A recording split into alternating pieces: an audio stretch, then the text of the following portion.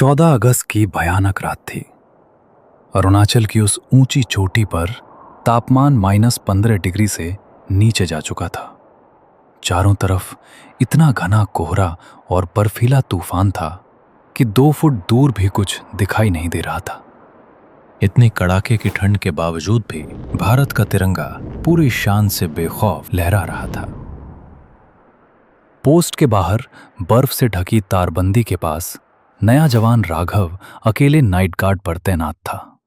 हाथ में राइफल लिए वो लगातार सरहद पर नजर रखे हुए था।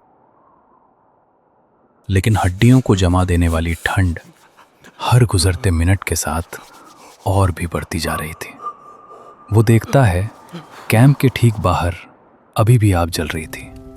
ठंड को थोड़ा कम करने के लिए वो आग के पास पहुंच जाता है और आग के सामने अपने सुन्न पड़ चुके हाथ सेकने लगता है। आग की हल्की गर्माहट से उसे थोड़ी राहत मिली, लेकिन कई घंटों की लगातार ड्यूटी और थकान के आगे उसकी आंखें भारी होने लगी। उसे खुद पता नहीं चला कि कब उसकी आंख लग गई।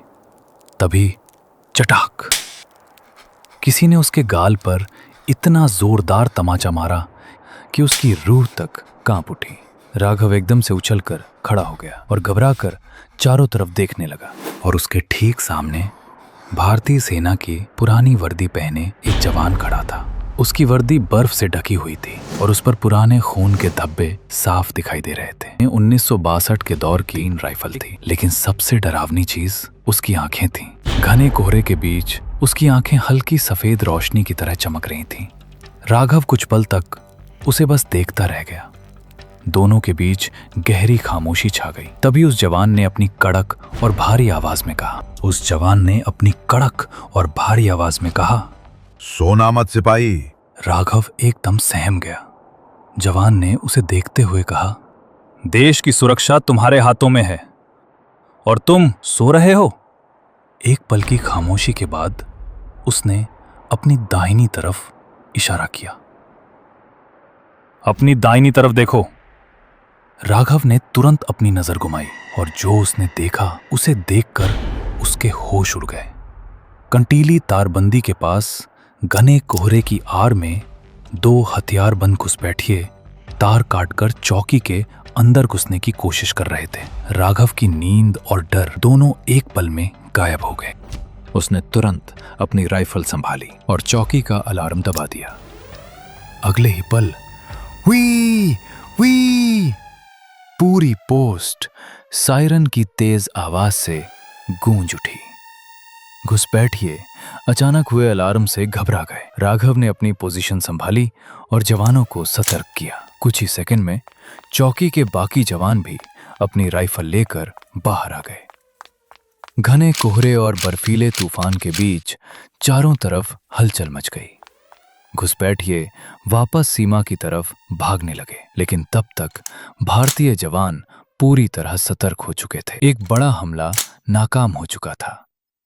कुछ देर बाद जब सब कुछ शांत हुआ तो कैंप का कमांडर राघव के पास आया। उसने राघव के कंधे पर हाथ रखा और गर्व से कहा, शाबाश जवान, मुझे तुमसे यही उम्मीद थी।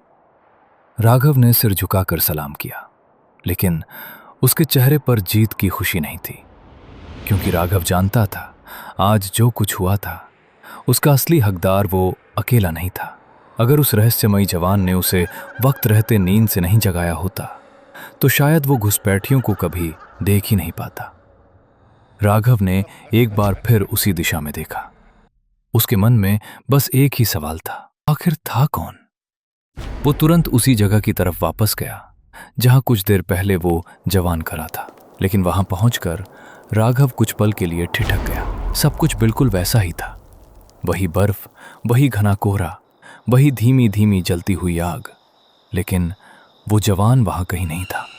सुबह होते होते बर्फीला तूफान शांत हो चुका था, लेकिन राघव के दिमाग में रात की वो घटना अब भी घूम रही थी। वही पुरानी वर्दी, वही 303 राइफल और वो कड़क आवाज, अपनी दाहिनी तरफ देखो। कुछ देर बाद राघव ने अपने सीनियर अफसर को रात की पूरी घटना बताई।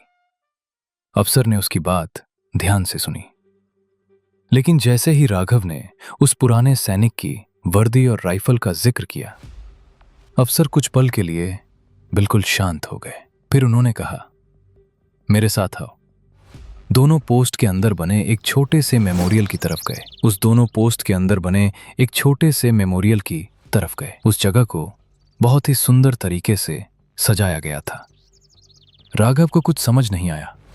उसका कमांडर बिना कुछ बोले सीधे आगे बढ़ता रहा और जाकर वहां खड़ा हो गया। राघव ने जैसे ही अंदर कदम रखा, उसकी नजर सामने लगी एक तस्वीर पर जाकर रुक गई।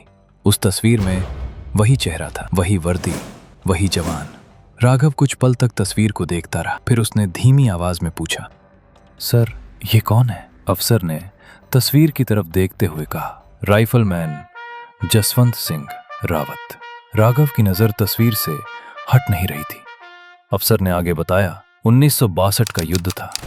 इसी इलाके में भारतीय चौकी पर दुश्मन की तरफ से जोरदार हमला हुआ। हालात बेहद मुश्किल थे, लेकिन कहा जाता है उस वक्त जसवंत सिंह रावत ने अकेले ही मोर्चा संभाल लिया था।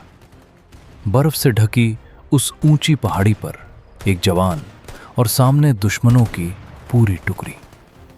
कहा जाता है कि उन्होंने करीब 72 घंटे तक उस मोर्चे को संभाले रखा। गोली चलती रही, लेकिन जसवंत सिंह रावत पीछे नहीं हटे। उन्होंने देश की रक्षा करते हुए अपने प्राण न्योछावर कर दिए। राघव कुछ देर तक बिल्कुल शांत खड़ा रहा।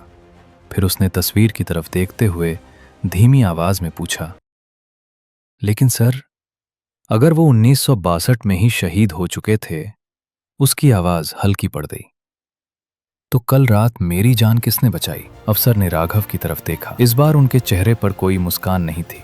उन्होंने धीमी आवाज में कहा, यही तो बात है जवान। इस पोस्ट पर तैनात हर सैनिक ये जानता है जसवंत साहब शहीद हुए थे। एक पल की खामोशी के बाद अफसर ने कहा, लेकिन कहते हैं उन्होंने ये सरहद कभी छोड़ी नहीं। सरहद पर कोई खतरा आने वाला हो तो सबसे पहले वही उसे देख लेते हैं। और आज भी कई सैनिकों को ये महसूस होता है कि वे हमारे साथ ही हैं। इसलिए भारतीय सेना उन्हें एक जीवित सैनिक की तरह सम्मान देती है। उनकी वर्दी आज भी नियमित रूप से प्रेस की जाती है, उनके जूते चमका कर रखे जाते हैं और उन्हें मरणोपरांत भी पदोन्नति और वेतन दिया जाता है। राघव ने एक बार फिर उस तस्वीर की तरफ देखा। कुछ पल के लिए उसे ऐसा लगा जैसे तस्वीर में मौजूद जसवंत सिंह रावत की आंखें सीधे उसी की तरफ देख रही हों।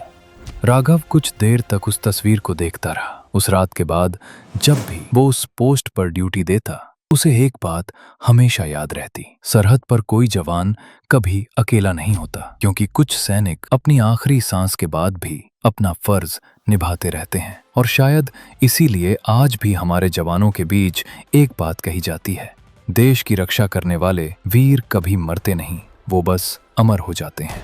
इस 15 अगस्त आइए उन सभी वीर जवानों को नमन करें जिन्होंने अपने आज की कुर्बानी देकर हमारा कल सुरक्षित किया। जय हिंद, वंदे मातरम।